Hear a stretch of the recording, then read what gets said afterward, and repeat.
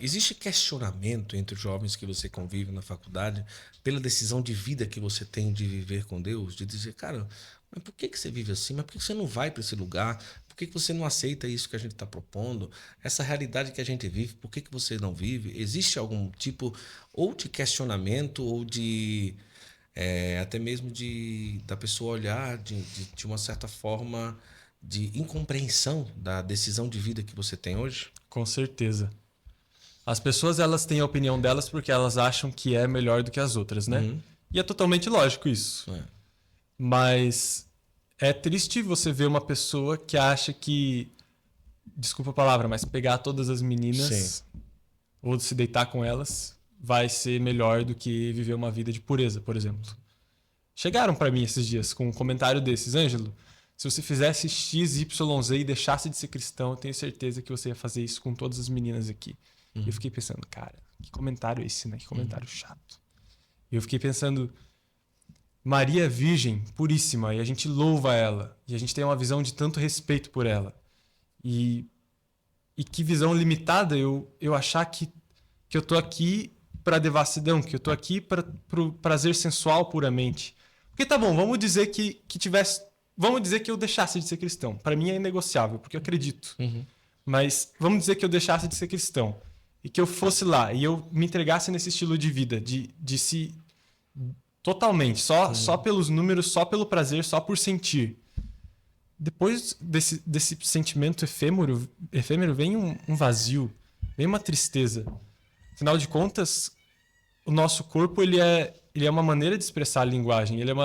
Quando eu abraço alguém, eu estou comunicando muito mais fortemente do que se eu falo um pedido de desculpas. Tem um amigo meu que conta isso de uma maneira muito legal. E isso tudo que eu estou explicando, para não ficar também, para não parecer que é só o Ângelo que está falando, é um raciocínio que explica o que São João Paulo II diz sobre o corpo, sobre a teologia do corpo. Chegou esse meu amigo uma vez, ele é diretor de uma escola, chegou 2 meninos que tinham brigado, ele falou para eles: e aí, como foi, não sei o quê, vamos fazer as pazes, tudo bem? E daí foi acalmando os meninos fizeram as pazes. Tá bom, agora diga, eu te desculpo, você me desculpa, eu desculpo. Tá, aperta a mão, apertaram a mão. Agora você deu um abraço. Ah, não, mas abraço daí também não, né? E daí saíram andando. Que é simples, mas é engraçado pra gente perceber o nível de expressão de uma verdade que é o corpo. Ele tinha desculpado o outro menininho, mas não a ponto de dar um abraço, porque veja bem, um abraço significa muito mais. Imagine então a união, né, na cama. Imagine isso que Deus criou para que fosse algo esponsal, algo que fosse uma doação total. Quando eu faço isso com uma pessoa que eu não me casei, que eu não me comprometi a me doar para ela, ao invés de ser um dom de si mútuo, ao invés de ser um amor que cresce e que gera vida e que gera frutos e que gera virtudes, viram 2 objetos sendo usurpados, literalmente usurpados. Foi por esse medo de ser usurpado que Adão e Eva se cobriram quando o olho se abriu para o pecado. Porque eles não eram mais aqueles que tinham uma comunhão plena com Deus e entre si. Eles agora estavam abertos para o pecado, então eles poderiam ser usurpados, eles queriam se proteger dessa usurpação. Então veja a profundidade que é o corpo no que tange a dizer a verdade, né? E veja, por isso que eu digo, não valeria a pena, eu me sentiria vazio se eu fosse por um caminho desses. Então é uma provocação. Mas voltando à pergunta que você me fez sobre... Qual era mesmo? Questionamento. Questionamentos. Os questionamentos que eu recebo. As pessoas lá na faculdade que eu estudo, elas são muito sensatas, elas são muito respeitosas. Nunca chega assim de me confrontarem. Mas tem as que não entendem. Tem umas que são curiosas, que perguntam, nossa, e daí? Quando você não é melhor você deixar para se batizar só na hora perto de morrer, porque daí pelo menos você já está perdoado de todos os pecados da vida, né? Ou seja, a pessoa não entende, né, qual o sentido do batismo, tudo mais. Existem curiosidades nesse sentido, existem curiosidades sobre busca de virtude, sobre, mas é verdade que São Pedro cuida do céu, ele que faz chover, essas coisas. Então, dúvidas assim, inocentes. Mas existe muito das pessoas entenderem isso como, tá bom, é uma opção que o cara teve, é uma roupa que ele escolheu no cabide dele ali, tudo bem, deixa ele ser feliz. As pessoas não entendem isso como verdade. E é uma pena, né? Porque Deus chama o tempo todo. Desde o momento que a gente nasceu, Deus está nos chamando. Desde antes do mundo ser criado, Ele nos criou para que a gente fôssemos santos e irrepreensíveis. Tem esse trecho, se eu não me engano, em Êxodo. não lembro qual trecho. Mas trata-se do sentido de tudo e as pessoas não se dão conta disso. É esse o posicionamento que eu mais percebo na minha sala. Mas do ponto de vista de tentação, de uma forma assim, tipo, rasgando o véu mesmo aqui da situação,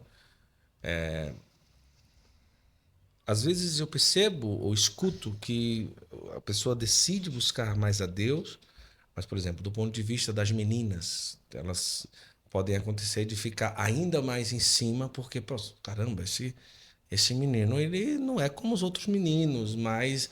E aí, do ponto de vista de tentação, e aqui eu falo de faculdade, aqui eu falo de direct, de Instagram, aqui eu falo de tantas outras coisas, não é? É uma realidade que chega até você e como você lida com isso.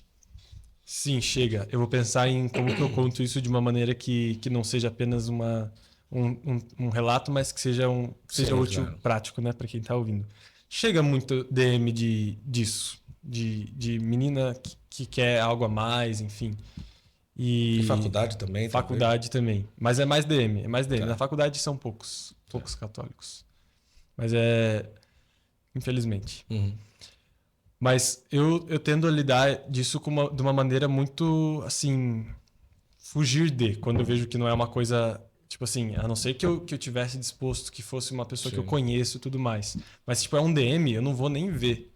Eu vou excluir a mensagem. Porque, de novo, São José Maria, ele falava que desses assuntos de pureza a gente tem que fugir, como porque eles são muito pegajosos, porque pode dar muito ruim, porque a gente pode cair, porque o negócio é ruim mesmo, entendeu? Então você tem que fugir da ocasião de pecado. É essa atitude que eu tomo e é isso que eu sugiro que se tome também. Muitas vezes não só fugir do pecado, fugir da ocasião do pecado.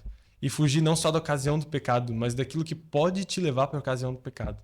Então, para os meninos, por exemplo, às vezes você está ocioso, você vai para o quarto ficar sozinho.